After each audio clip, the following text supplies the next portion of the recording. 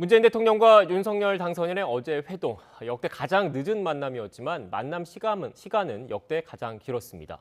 총 171분의 만남, 정치권은 어떻게 보고 있는지, 향후 여소야대 국회에서도 협치의 분위기를 이어갈 수 있을지 전재수 더불어민주당 의원, 성일종 국민의힘 의원과 이야기 나눠보겠습니다. 안녕하세요. 네, 안녕하십니까. 안녕하세요. 네. 문재인 대통령과 윤석열 당선인 어제 드디어 만났습니다.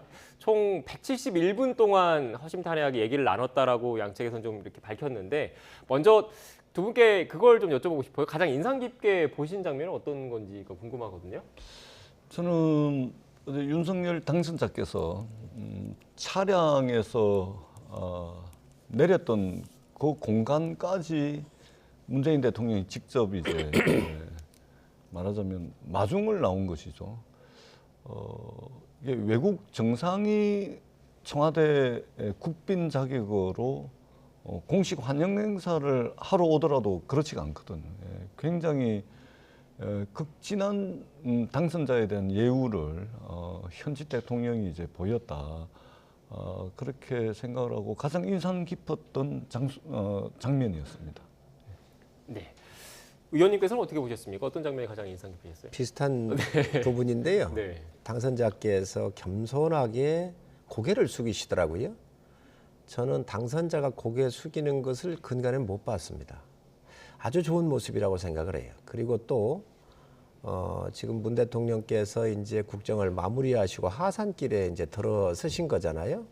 근데 잘된 정책 같은 경우를 다 계승하겠다.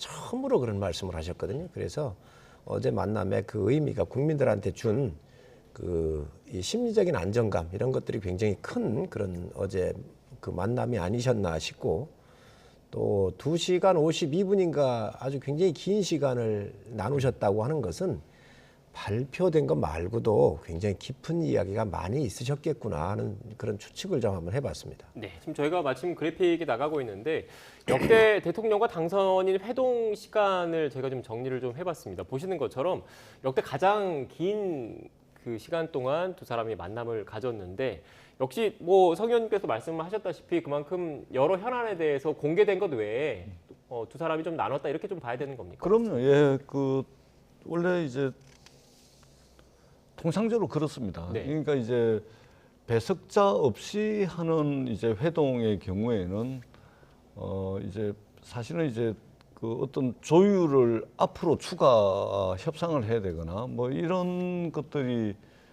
없을 경우에는 이제 배석자 없이 하게 되는데, 일단은 어제는 배석자가 있었습니다. 네. 배석자가 있었다는 것은 향후에 실무적 차원에서 논의를 해야 될 사항들이 있었다라는 것을 바로 암시를 하는 겁니다. 이게 대통령 의전이라는 게 배석자 있고 없고 차이가 크거든요. 그렇기 때문에 아마 추가적으로 어제 오늘까지 언론에 보도된 내용이 전부 다는 아닐 것이다. 앞으로 아마 인수위와 청와대 사이에 이루어지게 될 아마 물밑에서의 어떤 추가 실무 협상 등등을 통해 가지고 어제 건 3시간 가까이 이루어진 그 회동에서 나왔던 내용들이 아마 좀 협의되고 조율되는 그런 과정들을 아마 거치게 될 겁니다. 네, 성 의원님께 이 질문을 드릴게요. 지금 양측의 갈등이 깊어져서 회동이 계속 좀 미뤄지고 있다 이런 분석이 많았었는데, 이 중간에서 김부겸 국무총리가 역할을 했다 이런 보도들 좀 나오고 있던데 맞습니까? 저도 보도를 통해서 봤고요. 네. 김부겸 총리는 뭐 우리 전 의원님도 계시지만 여야를 뛰어넘어서 굉장히 귀한 분이시고 또 합리적인 분이고, 또 총리라고는 자리가 상징성이 있지 않습니까? 또 특히 정치인 출신이셔서 그래서 이러한 길목에 어려움이 있었을 때 풀어주시는데도 굉장한 그 실력과 신뢰를 갖고 계신 분입니다. 그렇기 때문에 저는 그런 역할을 해주신 거 상당히 잘하셨다고 보고요.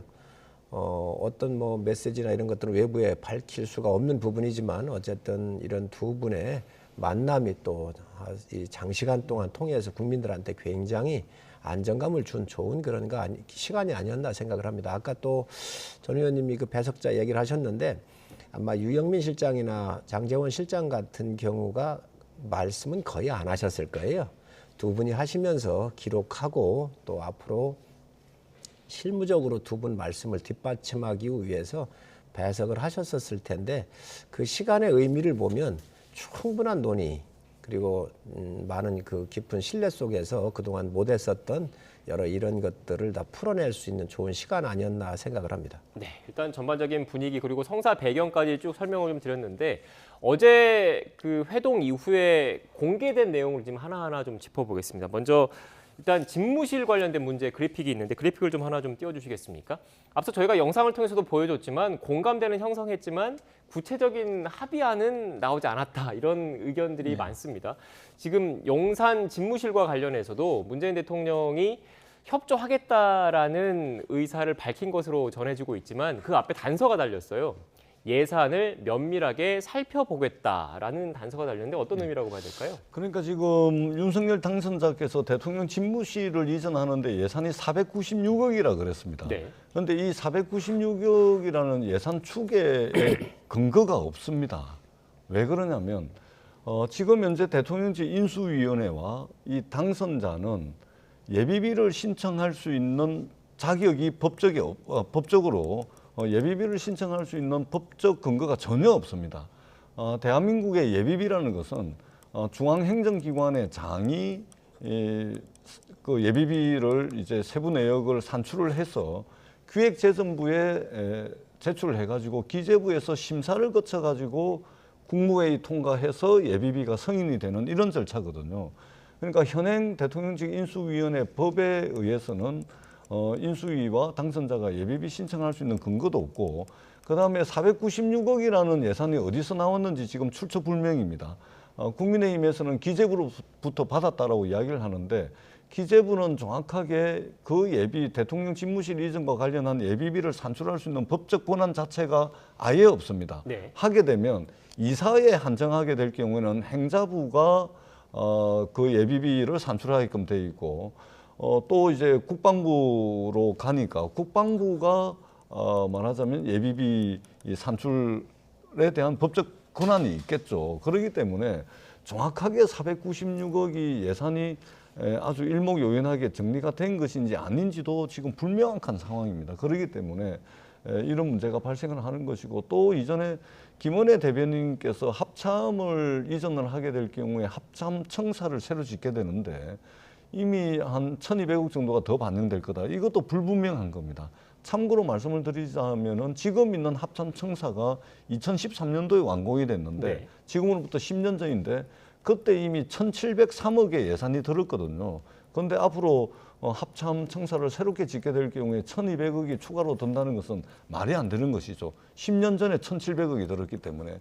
그렇기 때문에 예산을 꼼꼼하게 살펴보겠다는 것은 지금 인수위가 이야기하고 있는 496억, 뭐 1,200억 이런 것들 자체가 산출의 근거 자체, 법적 근거, 그다음에 그 산출의 적정성 여부가 전혀 지금 검증이 안 됐기 때문에 네. 이러한 부분들을 따져서 이제 하시겠다. 이 굉장히 원론적인 말씀인 것 같고 저기서 핵심은 네. 차기 정부의 몫이다. 이것이 저는 핵심이라고 네, 보여집니다. 위원님 죄송합니다. 제가 일단 시청자 여러분이 궁금해하실 것 같아서 핵심적인 내용을 간략하게 좀 답변을 좀 부탁을 좀 드릴게요. 일단 그동안에 용산 집무실 이전과 관련해서 청와대에서는 안보 공백 우려 등을 좀 들면서 사실상 부정적인 입장을 표명을 해왔지 않습니까? 그때보다는 전진된 입장이라고 진전된 입장이라고 봐야 되는 건지 그리고 하나 더 여쭤보면 예비비를 결국은 문재인 대통령이 국무회의에서 통과를 시켜줘야 되는 거잖아요. 그럴 가능성이 있는 건지 이 두 가지 좀 간략하게 좀 답변을 좀 부탁드리겠습니다. 그러니까 단언하기는 네. 어렵는데요. 예를 들면 안보 공백 같은 경우는 아주 구체적으로 특정된 안보 공백을 이야기하기보다는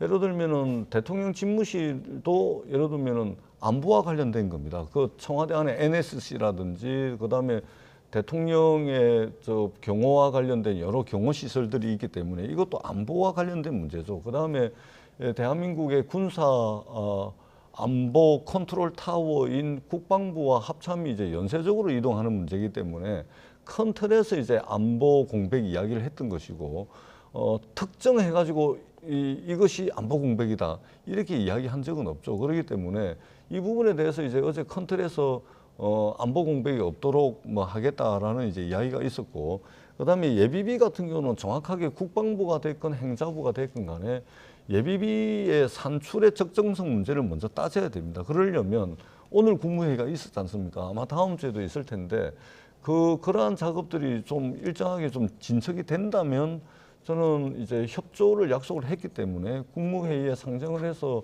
예비비가 통과될 가능성도 없지 않아 있긴 한데, 근데 핵심은 청와대 이전의 문제는 차기 정부의 몫이라고 이제 이야기를 했기 때문에 저는 윤석열 당선자께서 집권을 하고 난 뒤에 이 문제를 좀 시간을 가지고 우리가 30년, 50년을 쓰게 될지도 모르는데 좀 여유 있게 찬찬히 좀 빠뜨리는 거 있는지 없는지 이런 부분들 좀 고려를 해서 하는 것이 맞지 않겠나 이렇게 생각을 합니다. 네, 어떻게 보십니까? 제가 볼 때는 문 대통령께서 어제 차기 정부의 목이라고 그러셨잖아요. 이거 옳으신 말씀입니다. 그래서 차기 정부가 대통령 집무실을 어디에 정할 건지 이걸 정하셨으니까 그에 따르는 면밀하게 예산을 좀 살펴보셔가지고 지원을 하시겠다 이렇게 말씀을 하신 걸 굉장히 긍정적으로 평가를 하고요.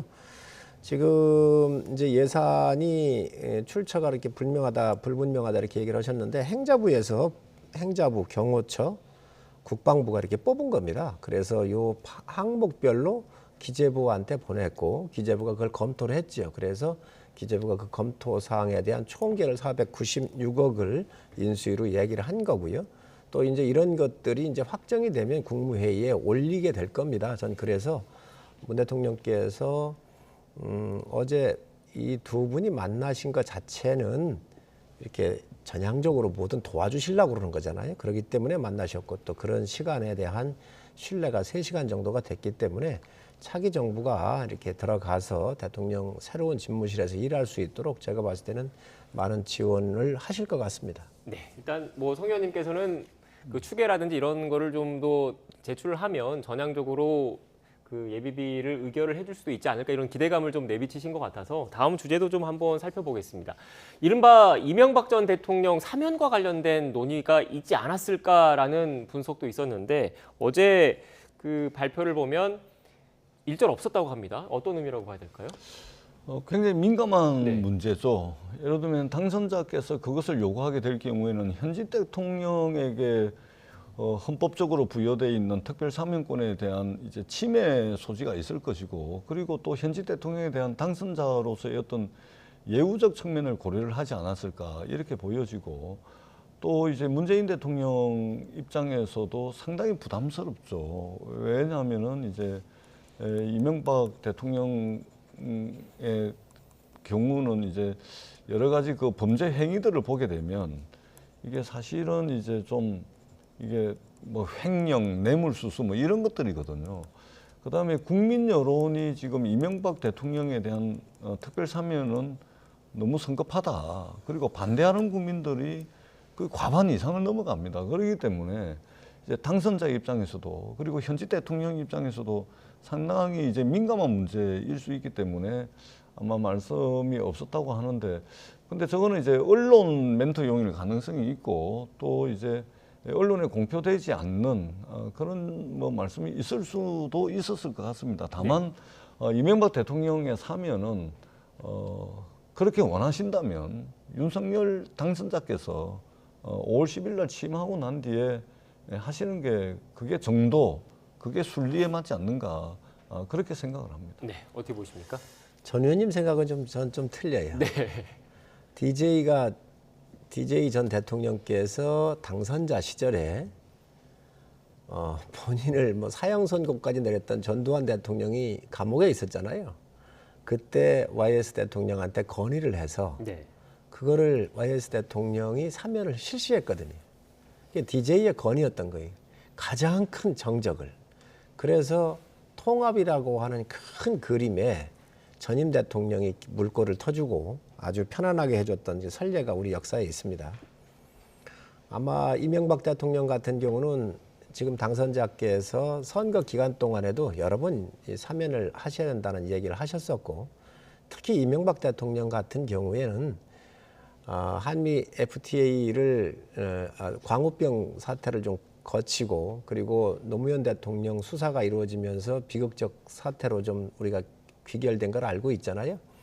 그런 그 아픈 상처가 있었기 때문에 아마 많은 분들이 노무현 대통령 지지자나 이런 분들이 아마 반대가 있는 것 같은데, 그런 문제일수록 좀 이 결자 해지를 하는 게 좋지 않겠나. 그런 면에서는 말씀이 있으셨는지는 모르지만 얘기를 설사 안 나눴다 하더라도 아마 그 서로 교감을 하고 심리적 교감을 통해서 그런 부분들은 전달이 될 수 있었던 그런 회동이 아니었나라고 저는 추측을 합니다. 네. 지금 뭐 친문 핵심으로 꼽히시는 전 의원님께서는 윤석열 당선인이 대통령이 취임한 이후에 하는 게 낫지 않겠느냐라는 입장을 밝히셨고 또 국민의힘 내부에서 무게감 있으신 성 의원님께서는 결자 해지 차원에서 문재인 대통령이 관련 사안을 논의해야 되는 것 아니냐 이렇게 입장을 밝히셨는데 아니, 전 의원님이 전화 좀 하셔가지고 더 도와주세요. 아니 저희들도 이명박 대통령을 사면을 해서 어떤 국민 통합이 이루어진다면 사면을 왜 못하겠습니까? 한 번이 아니고 10번, 100번도 사면합니다. 국민 통합만 이루어진다면. 그런데 국민의 과반수 이상이 지금 사면을 반대하고 있습니다. 아무리 현직 대통령이지만 박근혜 대통령에 대해서는 건강상의 이유, 뭐 여러 가지 이유가 있었긴 하지만 이명박 대통령에 대해서는 그런 사유를 찾기가 힘듭니다. 그렇기 때문에 굳이 사면을 말씀을 하신다면 취임을 하시고 난 뒤에 현직 대통령이 되셔가지고 윤석열 당선자께서 하시는 것이 그것이 이제 뭐 순리 아니겠습니까? 그렇게 하시면 된다 이렇게 말씀드리겠습니다. 대통령의 사면권이라는 게 법을 초월하는 거잖아요. 그리고 국가의 큰 목표나 화합을 위해서 대통령께서 통치적 차원에서 이 권한을 행사하는 거란 말이죠. 그래서 국가에 큰 경사가 있거나 또 좋은 일이 이렇게 있었을 때 국민과 함께 그 화합의 무드, 통합의 무드를 더 끌고 가기 위해서 쓰실 수 있는 유일한 카드입니다. MB 대통령 같은 경우는 병원에 여러 번 입원을 하셨었고 지금 80이 넘으신 고령이세요. 뭐 굳이 더 이상 그렇게 여러 가지 통합을 위해서라고 한다면 저는 문 대통령께서 해주시는 것도 하나의 방법일 거고 뭐 정해 못 하시겠다 그러면 또 그거를 당선자께서 존중하실 수밖에 없지 않겠습니까? 그러나 제가 볼 땐 그래도 이 정권에서 사법부의 심판대에 세웠던 일이기 때문에 하산하시면서 마무리를 하시는 것이 더 모양새가 좋지 않겠나 생각을 합니다. 네. 일단 뭐 어제 회동에서는 관련된 사면 관련된 내용이 일절 안 나왔다라는 게 공식적인 발표이기 때문에 그리고 또 두 분께서 말씀하셨던 것처럼 이 사면이라는 게 대통령의 고유 권한이니까 문재인 대통령이 어떤 판단을 할지는 좀 지켜봐야 할 것 같고요. 다음 얘기 좀 해보겠습니다. 추경과 관련된 이야기도 일단 두 사람 모두 필요성에는 공감을 했는데 이 시점을 놓고 과연 문재인 대통령 임기 내에 추가로 추경이 편성이 돼서 통과가 될 것인지 여부에 대해서는 뭐 여러 말들이 나오고 있습니다. 의원님께서는 어떻게 보십니까? 그러니까 저희들도 사실은 이 부분은 굉장히 아쉬운 부분들이 많습니다. 이게 기재부가 물론 이제 국가 재정의 수호자로서의 그 막중한 역할을 인정을 합니다. 기재부가 그런 역할을 하지 않으면 이 방만한 재정 운용이라든지 이런 걸 누가 이게 좀 통제를 하겠습니까? 기재부가 국가 재정의 수호자라는 그 역할을 인정을 합니다. 그럼에도 불구하고 정부는 막강한 행정 권력을 이용을 해서 국민들의 생계 활동을 사실상 막은 겁니다. 명령을 통해서 강제적인 말하자면 행정 권력을 사용을 한 것이죠. 엄청나게 큰 국가의 권력을 사용한 겁니다. 그러면은 정부의 재정 정책도 거기에 상응해야 되는 것이죠. 더더구나 국민들의 생계 활동을 행정 권력이 막았다면 그것에 대한 피해는 당연히 국가가 보상을 해야 되는 것이죠. 그런 측면에서 저희들은 코로나 이 역병이 터지고 난 뒤에 줄기차게 기재부, 재정당국, 예산당국이 이야기를 해왔고 지금도 저희들의 입장은 똑같습니다. 그러기 때문에 추경은 하루속히 그리고 빨리 진행이 돼야 된다 이렇게 생각을 합니다. 네. 당선인께서 국민들한테 약속했던 공약사항이지요. 그리고 선거가 끝나면 바로 하겠다 이렇게 얘기를 하셨고 지금 현장에 소상공인들을 비롯해서 피해 계층에 계신 분들이 굉장히 어렵습니다. 이 회복은 시간과의 싸움이잖아요. 여당도 이거에 대해서 약속한 내용입니다. 그리고 추경을 한다 그러면 우리 공직자들이 굉장히 유능하기 때문에 뭐 또 한두 번 해본 게 아니잖아요. 단지 재원에 대한 문제가 있을 텐데 재원에 대한 문제는 아마 지출 구조조정을 통해서 한다든지 정이 안 되면 부족분에 대해서는 여야가 동의를 해서 국채를 좀 발행해서라도 이 약속을 빠른 시간 내에 전 지켜야 한다고 생각을 합니다. 그게 새로운 정부가 출발하는데 대국민 약속도 실행하는 것도 있고 여야가 공히 피해계층에 대한 그 공감을 하고 있기 때문에 저는 문 대통령께서 이 부분은 상당히 우선순위를 두고 추진해 주시지 않겠나 생각을 합니다. 네. 그러니까 이러한 측면에서도 그러니까 이제 국민의힘이 이제 50조 말씀을 하시는데 그 50조가 됐건 100조가 됐건 뭐 좋습니다. 민주당도 앞장서 가지고 이 추경이 원만하게 될 수 있도록 국회 차원에서 노력을 경주할 겁니다. 근데 다만 이게 이제 50조 원의 재원을 마련을 해야 되는데 가장 손쉬운 방법이 이제 국채 발행이겠죠. 근데 국민의힘은 선거 캠페인 내내 이제 세출 구조 조정 말씀을 하셨거든요. 그러니까 세출 구조 조정을 하려면은 결국은 이제 지금 예산이 다 편성되어 있는데 그 예산에 지금 608조 정도 되니까 608조에 50조면 한 10% 정도는 이제 세출 구조 조정을 해야 되는데 그런데 예를 들면은 이제 대통령 집무실을 옮기고 국방부 청사를 옮기고 연쇄적으로 뭐 이게 그러니까 이게 잘 안 맞는 겁니다. 그러니까 이게 세출 구조 조정을 하는 측면에서 보더라도 대통령 집무실과 국방부 합참 연쇄적으로 이어지는 이 이전의 문제는 우리가 좀 시간을 가지고 우리가 한번 청와대를 옮기게 되면 30년, 50년, 100년은 써야 되거든요. 그렇기 때문에 여러 가지 것들을 고려하고 또 이번에는 옮길 때 또 청와대 새로 만들고 뭐 할 때는 국민 의견도 좀 수렴하고 뭐 이렇게 하려면 시간이 좀 필요하거든요. 그래서 당장 급한 50조 추경을 할 때 이 세출 구조 조정을 해야 되기 때문에 청와대 이전, 국방부 이전 이런 문제들은 조금 좀 면밀하게 검토하는 시간을 가지고 이 세출 구조 조정을 기왕에 하겠다 했으니까 이 부분에 좀 초점을 좀 맞추는 게 어떨까. 그렇게 저희들은 생각을 하고 있습니다. 지금 그거하고는 좀 관련이 없지요. 지금 대통령직 인수위원회 팀하고 세출 구조조정이나 이런 것은 정부나 국회에서 할 일이기 때문에 그 업무 영역이 틀립니다. 그래서 저희가 하면 될 거로 보여지고요. 50조 얘기를 했는데 얼마 전에 17조 정도를 썼잖아요. 드렸잖아요. 그러면 한 33조 정도가 남을 텐데 이제 아마 이 부분들에 대해서는 좀 우리가 고민을 하면 될 겁니다. 그리고 지금 이제 그 집무실 이전하고는 이게 좀 그 관련이 없다 이 말씀을 드립니다. 왜 그러냐면 이 이전 비용도 지금 설정되어 있는 예비비 내에서 쓰면 되는 거지 이쪽하고는 전혀 예산적으로도 관련이 없고 또 업무적으로 보더라도 청와대가 이전을 해오는 게 아니라 대통령 집무실을 기존에 있는 국방부 청사를 좀 공간 구조 조정을 통해서 쓰게 되는 거잖아요. 그렇기 때문에 이거하고는 관련이 없고 네. 그 부분대로 추진을 하면서 이 추경에 대해서는 빨리 그 여야가 다 함께 공감하는 부분이기 때문에 속도가 느리지 않도록 그렇게 좀 협조들을 네. 양측에서 다 했으면 좋겠어요. 아니, 한 말씀 예. 짧게 좀 예. 되게 주제가 많아서. 아니 그 편성돼 있는 예산을 줄이는 것이 세출 구조 조정인데 편성돼 있는 예산을 줄이면서 또 다른 예산 소요가 있는 일들을 벌려가겠다는 것은 이게 앞뒤가 안 맞는 겁니다. 그 다음에 예비비가 올해 예비비가 한 2조 원 정도 편성이 돼 있거든요. 근데 지금 산불 특별 재난 지역 선포가 되었습니다. 그리고 여름 되면 또 홍수 옵니다. 자연재해 옵니다. 그다음에 코로나 방역하는데 또 얼마가 더 들지 모릅니다. 이거 전부 예비비로 써야 되는 겁니다. 예비비도 부족할 수가 있는데 이 예비비를 가지고 대통령 집무실을 옮긴다 그러면 저는 이 예비비의 성격에도 안 맞다 이 말씀을 드리도록 하겠습니다. 네. 일단 속도감을 좀 내볼게 다른 주제가 또 많아서 추경안 그러니까 예산 편성의 고유 권한은 또 행정부에서 갖고 있는 사안이기 때문에 여야 모두 공히 이렇게 추경 편성에 대해서 공감대를 형성하고 있으니까 또 추가적으로 재정당국과 어떻게 협의가 이루어질지는 좀 지켜봐야 되는 대목인 것 같고요. 이 정도로 일단 정리를 하고 좀 속도를 내보겠습니다.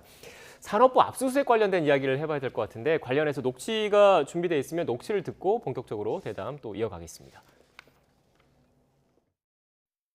구체적으로 뭐라고 말씀드리긴 좀 그렇지만 압수수색 동부지검에서 했다는 보고 받고 참 빠르네 라고 제가 표현했습니다.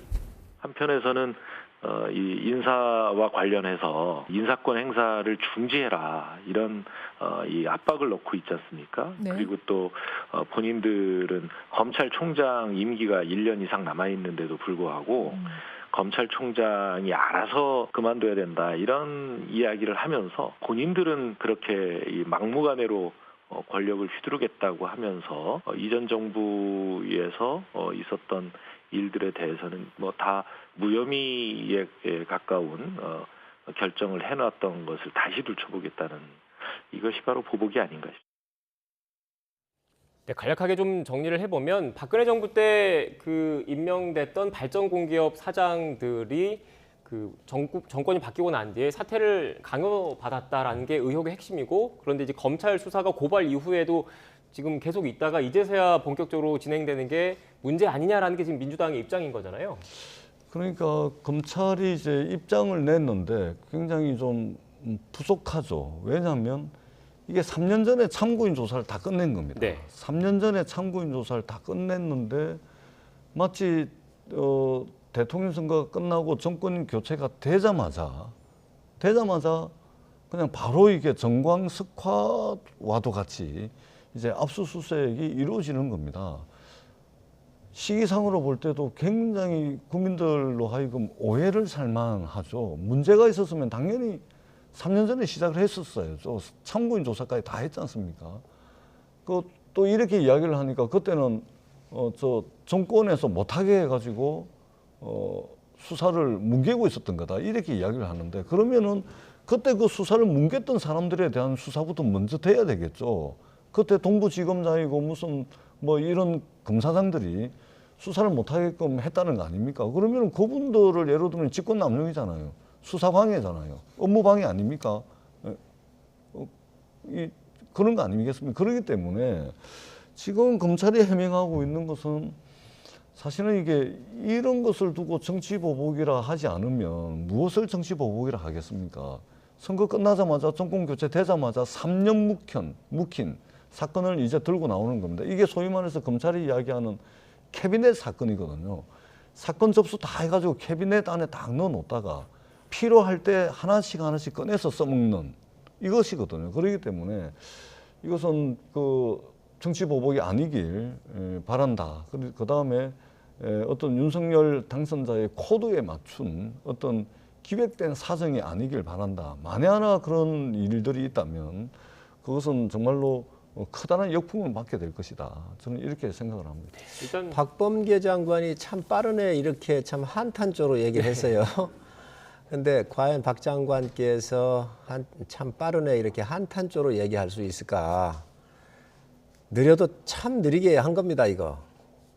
이 사건이 3년 전에 있었던 건데, 이제 환경부 블랙리스트 사건 해가지고 당시 문재인 정부의 김은경 장관이 구속이 됐잖아요. 근데 산자부 건이잖아요. 근데 이 당시에 동부지검장이나 이 검찰 지휘부가 이걸 막아가지고 당시 한찬식 지검장하고 주진우 부장이 사표를 냈어요. 이거 막으면 안 된다. 정말 하다가 사건이 안 되고 이게 진행이 안 되니까 3년 전에 이분들이 사표를 내고 나간 겁니다. 이 사건을 이제서야 압수수색을 한 거죠. 3년 만에. 과연 있을 수 있는가? 이 사건은 지금 문재인 정부로 올라가 보면 박근혜 정부 때에 블랙리스트 한다 그러면서 문화관광부 이런 사건들 갖다가 다 구속시켰거든요. 똑같은 사건이에요. 그런데 이 사건에 대해서 또다시 이 정부가 블랙리스트 만들었던 것을, 산자부에 만들었던 것을 이제 이 정부 하에서 검사들이 이 수사를 하니까 지검장과 부장 검사가 사표를 내고 나간 사건이고, 그걸 지금까지 뭉개고 있던 것을 이번에서야 나왔는데 정말 느려도 정말 느리게 나온 거지요. 그래서 이 문제가 있는데, 저는 이 부분을 정권이 교대할 때마다 지속적으로 이렇게 수사할 수는 없잖아요. 그렇기 때문에 새로운 법을 만들든지, 또 알박기 문제가 계속 나오고 있지 않습니까? 그렇기 때문에 저는 입법을 좀 해서라도 새로운 정부가 들어오면 자연스럽게 물러나주고, 미국이나 다른 나라처럼 또 새로운 정부의 사람들이 들어가서 할 수 있도록 이 공수교대를 자연스럽게 하는 게 전 앞으로 대안이라고 봅니다. 네, 지금 저희가 주제가 많아서 지금 말씀하신 걸 들어보면 이 이른바 환경부 블랙리스트 사건과 관련해서 대법원에서 확정 판결이 나왔는데, 그게 임기가 직권남용 등의 혐의로 지금 확정 판결이 났잖아요. 그런데 그게 어떻게 보면 불법을 방지하기 위해서 아예 정권이 교체기에는 함께 일할 수 있는 사람이 올 수 있게 국회 차원의 입법이 돼야 된다, 이런 말씀으로 들리는데 어떻게 생각하십니까? 사실은 그렇지 않아도 이틀 전에 이제 저희 사무실에 함께 일하는 사람들하고 이 부분을 좀 토론을 했고, 그래서 이게 정권이 바뀔 때마다 문제가 해서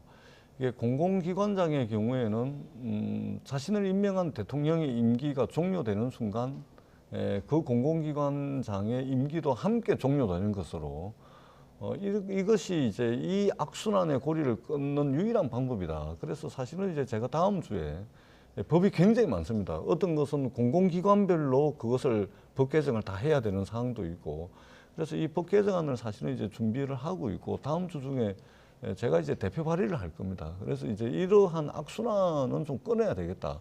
다만 이제 박근혜 정부에서 임명했던 공공기관장의 75%를 임기가 끝날 때까지 임기 보장을 다 해줬습니다. 그 나머지 한 25%가 스스로 그만두고 무슨 비위 혐의가 있어서 그만두고 이런 것들일 텐데, 문재인 정부는 어떻든 박근혜 대통령 때 임명됐던 공공기관장들의 임기를 보장하기 위해서 최선을 다했던 그것은 저희들이 통계 자료를 통해서 다 확인을 했습니다. 이제 이 악순환은 좀 끊어야 되겠다. 그런 말씀에는 전적으로 공감을 합니다. 블랙리스트라고 그래서 문재인 정부에서 핍박하고 내쫓았던 사건이 바로 문화관광부에서 있었고, 또 다른 산자부에도 있었고, 여러 가운데가 있었습니다. 그것들이 지금 그대로 부메랑이 돼가지고 또 민주당한테 가고 있는 거예요. 그런데 그게 저희 정부로 넘어오기 전에 민주당 정부 내에서 또 이 문제가 나온 거지요. 왜? 환경부에서 문제가 나와서 현직 이 정부의 환경부 장관 맡았던 분이 구속이 됐었고, 그게 또 산자부에서 나와서 이게 본인들이 정리하고 본인들이 또 그 기간 내에 있었던 일인데, 어찌됐든 우리 전 의원님께서 법 준비하고 계신다고 그러는데 여야가 함께 신중하게 검토를 해서 이런 부분들이 갈등의 소지가 없도록 입법으로 보완할 필요가 있습니다. 네, 일단 뭐 관련 사안에 대한 검찰 수사와 더불어서 또 오늘 새로운 내용을 좀 전 의원님께 들었는데, 그런 입법적인 문제도 고민을 하고 계신다고 하니까 추가적인 내용은 좀 지켜봐야 할 것 같고요. 이 문제도 좀 짚어보겠습니다. 최근 김정숙 여사의 옷값과 관련해서 갑론을박이 이어지고 있는데, 제가 관련해서 그래픽이 좀 준비가 되는 게 있습니다. 그래픽이 준비되는 대로 좀 띄워주시고요. 일단 청와대 그리고 여권의 입장은 어떻습니까? 기본적으로. 일단은 이게 퇴임을 이게 불과 2달도 남겨놓지 않은 시점에 이게 대통령 영부인의 옷값과 관련해 가지고 이런 논의가 이렇게 나오는 것에 대해서 좀 안타깝다는 생각이 듭니다. 이게 대통령 영부인께서 이제 해외 순방을 할 때 주로 이제 그 의상이라든지 이런 것에 신경을 쓰게 되는데, 대한민국을 대표하는 대통령 내분 아닙니까? 그런 측면에서 좀 존중이 돼야 되겠다는 생각이 기본이고, 다만 이게 매 정권마다 이게 문제가 돼 왔습니다. 그렇기 때문에 조금 전에 공공기관장 임기와 관련해서도 마찬가지지만, 우리가 이제 예를 들면 검찰총장 특수활동비, 국정원장 특수활동비, 국회의 원내대표들 국회의장 특수활동비, 대통령 특수활동비, 여러 부처의 특수활동비들이 있거든요. 근데 국회만 예로 들더라도 국회는 지금 국회의장 원내대표 그 특수활동비는 거의 대부분 투명화되고 카드로 다 쓰게끔 바뀌어 있습니다. 이전에는 현금으로 쓰던 것을. 이제는 정부 부처의 뭐 대통령뿐만이 아니고 검찰총장, 윤석열 검찰총장도 이전에 검찰총장 하면서 한 140억의 특수활동비를 쓴 거 아닙니까? 공개 안 하잖아요. 그렇기 때문에 이 부분도 우리가 특수활동비에 관해서는 굉장히 좀 극비로 다뤄야 될 영역들은 좀 빼고, 그 나머지 부분은 특수활동비 내역을 좀 공개하는, 이것도 이제 입법적으로 좀 보완을 해야 되겠다는 그런 생각을 좀 하게 됩니다. 어떻든 아마 청와대에서 논란이 또 조금 더 커지면 아마 청와대에서 입장을 발표를 하실 텐데, 2019년도에 영부인 의상과 관련해 가지고 청와대에서 입장 발표한 게 한 번 있습니다. 그걸 보게 되면 주로 이제 하나의 옷을 가지고 코디만 달리한다든지, 그다음에 대개의 경우 사비로 구매를 하고, 해외 순방의 경우에는 예를 들면은 그 상대국에서 어떤 특별한 의상을 요구하는 경우들이 들어 있거든요. 그러한 경우에 특수활동비 일부가 아마 들어갔을 것 같은데, 저 부분 아마 청와대에서 아마 2019년도에도 입장 표명이 있었기 때문에 있을 가능성이 있다. 한번 지켜보되, 너무 과한 것은 좀 이게 좀 좀 그렇지 않냐, 좀 이런 생각이 듭니다. 네. 그런데 국민의힘에서는 법원에서 관련 그 특활비 내용을 공개를 하라라는 그 결정이 있었는데 청와대가 항소를 한 게 기본적으로 문제 아니야 이런 입장인 것 같더라고요. 어떻습니까? 사실 옷값에 대해서 요구하는 게 국가 기밀이 될 수 있을까요? 청와대의 해명이나 이런 것들도 상당히 좀 미숙하게 대응을 하고 있다. 그리고 잘못 대응하고 있다라고 생각을 하고요. 이것도 똑같습니다. 지금 패턴이. 이게 2012년도에 박근혜 대통령 후보 시절에 민주당의 모 의원이 박 대통령 후보 그 4년 동안 옷을 뭐 다 추적을 해보니까 4억 정도의 옷값이 들어갔더라 이렇게 공격을 한 거예요. 또 16년도에 그 7억 4천만 원인가 이렇게 해가지고 추정된다고 해서 또 박근혜 대통령을 그러니까 박근혜 대통령 후보 때 공직에 있으면서 특활비나 이런 거 쓰지도 않았어요. 개인 돈으로 이 돈이 맞는지 안 맞는지도 모르면서 이걸 추정한다 그러면서 민주당 현역 의원이 공격을 했던 사항들이에요. 그러니까 이번 같은 경우도 국회에서 이게 문제가 불거진 게 아니라 네티즌 사이에서 김정숙 여사의 옷 입은 거 화면을 다 캡처해가지고 이거 뭐 170 몇 벌이니 이렇게 나오면서 이거에 대해서 공개하라고 한 지가 한참 됐었던 것들이 이제 제도권으로 이게 이제 수면 위에 올라온 거죠. 이런 상황인데 어찌 보면 국가적으로 보면 참 부끄러운 일이기도 합니다. 이걸 못 밝히겠다고 하는 것도 부끄러운 일이고 이런 것들이 주제로 올라오는 것 또한 좀 문제가 있는데 어찌됐든 이 코로나 전국 하에서 많은 국민들이 허리띠를 조며 매고 가게 문을 닫고 있는데 이러한 옷값에 대해서 지금 문제가 되고 있다고 하는 것은 바람직하지 않고요. 또 퇴임하는 대통령 얼마 안 남으셨는데 그렇게까지 꼭 해야 되겠나 하는 것도 또한 우리가 한번 되돌아볼 일입니다. 네, 마지막으로 지방선거 얘기 간략하게 해보겠습니다. 제가 그 방송 시작하기 전에 그 전 의원님과 간략하게 이런저런 얘기를 하다가 그 뭐 일선 보도에서 듣지 못한 얘기가 있는 것 같아서 질문을 좀 드릴게요.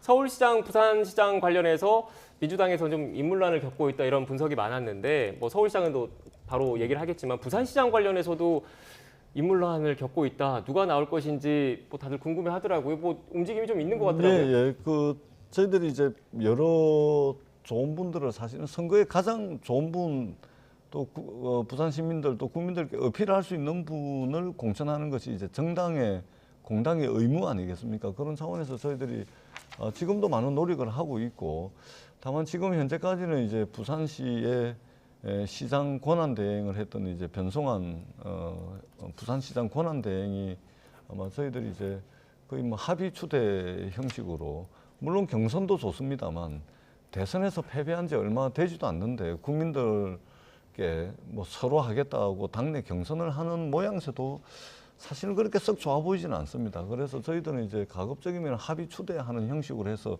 힘을 한 곳으로 확 모아가지고 좀 힘을 실어주는 쪽으로 그렇게 지금 논의를 진행하고 있고 중앙당에서도 이제 지방선거 기획단을 꾸린 지 며칠 안 됩니다. 여기서 이제 최고의 후보들을 국민들께 내보이기 위해서 다양한 아이디어들을 내고 있고 이 아이디어의 일부들이 지금 언론에 보도가 되고 있는데 조만간에 뭐 이게 준비가 되는 대로 국민들께 좀 내보일 수 있는 그런 기회가 있을 것 같아 이렇게 말씀을 드리겠습니다. 저희 방송에서 처음 얘기하는 거죠. 네.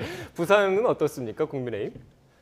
뭐 저희 이제 박형준 시장께서 보선에서 당선되셨잖아요. 그렇기 때문에 시간도 뭐 아주 짧은 시간 동안 시장을 하셨기 때문에 뭐 여러 가지 과정을 거치겠지만 저희 당의 인물난이나 이런 건 겪지는 않을 것 같습니다. 네, 서울은 뭐 오 시장이 오 시장님도 똑같고요. 또 오 시장 같은 경우는 지금 현재 서울시 의회가 뭐 거의 뭐 90% 이상 정도 될 거리요. 거의 민주당으로 돼 있어서 사실 2년 동안 일하기가 굉장히 어려움이 있었습니다.